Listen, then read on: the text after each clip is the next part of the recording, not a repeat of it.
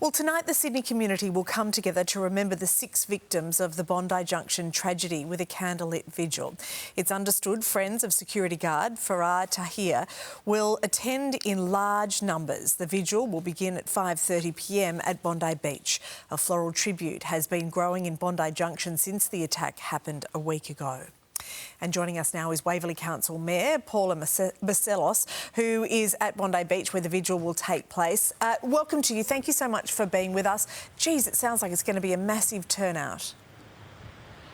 I think so. It's very hard to actually predict. I've been hearing numbers from 2,000 to 20,000, but whatever it is, I'm pretty sure it is going to be absolutely huge. And what's planned? How will it look tonight? Okay, look, it is going to be a very emotional affair, I'm sure.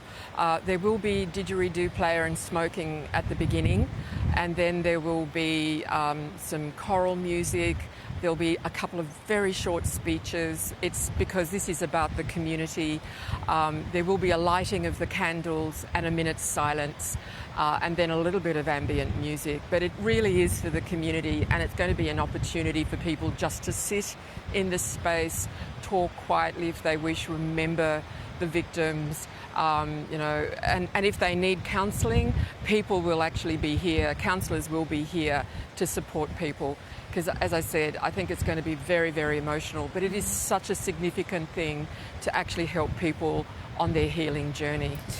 And that's the thing, isn't it, Paula? This was a tragedy that hit the whole of Australia, but in particular your community there. And we know now that from experts telling us that people coming together to mourn together and to be together is a really key part of the healing. Yes, absolutely. And I've been watching that all week, in fact, where people were leaving floral tributes up at Bondi Junction Mall. It's like people that they would put down their flowers and then they would stay, and it's like they needed to be with people.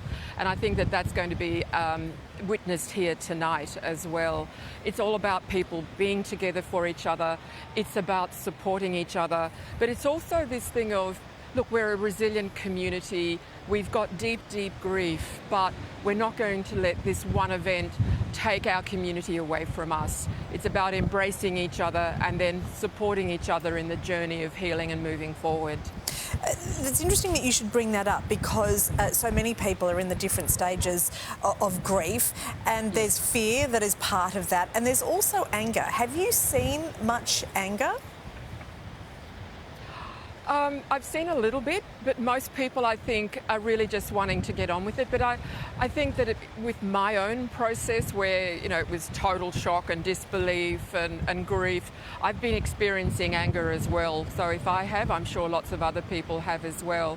But it's expressed in such a way, I think, that is leading people to say, enough, I'm going to go up to Bondi Junction, Westfields, claim this space as ours. I'm going to the mall to reclaim this space.